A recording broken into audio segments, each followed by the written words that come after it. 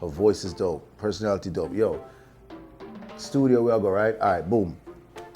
Make we call Naomi come. You want to ask me about the mixtape and the music of the mixtape? Yeah. And I'm not like exaggerating that. I've worked with tons of artists. Someone who's already figured out visually where they want to go, sonically where they want to go, is rare, super rare. The light that's inside of you, that's been inside of you from the day you were born, like that light doesn't change. That's like a bright star. I think everybody's a star. I think every single person on this planet is a star. You don't find that in an artist. You only find that in someone special.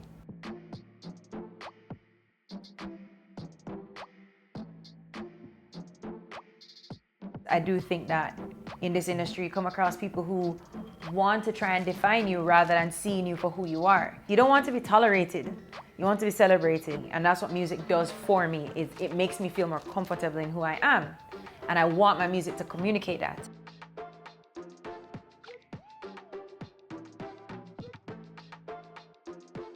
We made insane amount of music. When you make music, and when you drop music, a lot of the time there's this big dead space in between, right? You create, and then the delivery of the creation usually comes after this big dead space. And for me, I wanted to eliminate that dead space. And I wanted to have create, drop, create, drop, create, drop, create, drop. And we're creating so much. I actually thought he was crazy. He was sat down, he was super excited, and he's like, we're gonna do this, we're gonna do that, ta ta ta, pew pew pew. And I was like, this is psychotic, but I like it. All right, how did me and Naomi meet for the first time? Man, we were in the studio the very first time we met, and there we are making a song the very first time we met. And the song is actually fire, now that I remember it. It's actually a wicked tune.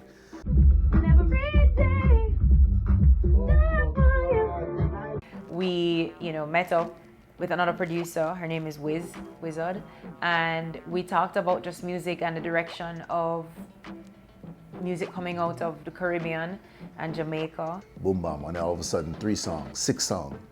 You know what I'm saying? And just like that, you know what I'm saying? And so before you know it, you have a full project, and then you start to have that conversation like, yo, what are we gonna do with all this music?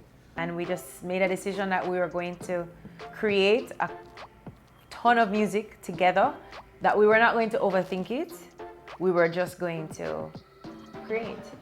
It's innovative, but more than it's innovative, it's disruptive. It literally just flowed into this idea, got wings very fast. The Stargirl mixtape represents my brain. It doesn't follow a pattern. The mixtape is genreless. That's the first thing, right? The mixtape is going to be, I think, one of the most surprising things that people will get from Naomi. Being a genreless mixtape and also just a genreless artist, a genreless producer. We all don't want to be trapped into anything because those words just don't make sense anymore. They just don't.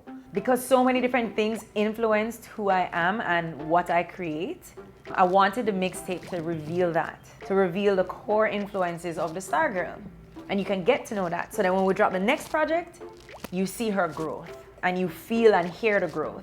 These are really good songs that I'm very excited about. There's some collaborations on there that I'm super excited about. And we're giving them something that they'll love every single time. The song that just dropped, Lucky Me, is actually like one of my favorite songs because the hook is super R&B.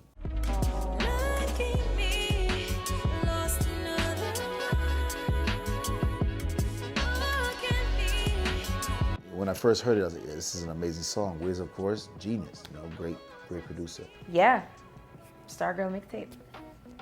And so what's the point of being an artist of a genre when you can be genre-less? What you're doing is going to be touching people all over the world. You should be able to do that in any form that feels natural and feels right and makes sense. You're not forcing it, of course.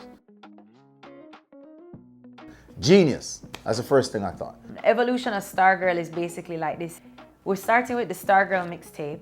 As we release subsequent projects, you will see the persona grow up through the music. It is about growth. And more than anything else, what will not change is that light inside of the Stargirl. I remember sitting with my phone And I had my ideas, and she would read my ideas, and it looked like my idea was going to be the one that was going, right? Like, yeah, we're going to do this. I didn't think of the world around it and the journey to it. And she took that and literally created the journey.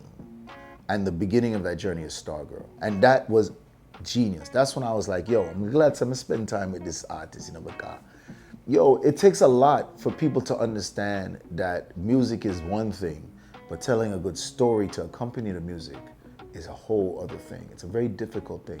It's the why. Why should someone listen to your music? Why should they listen to your music?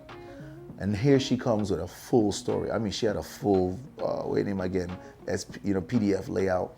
It was a deck, Photoshop, what I'm saying, big screen presentation with the clicker and the pointer and everything like that, of what this Star Girl journey was going to be and the universe built around it.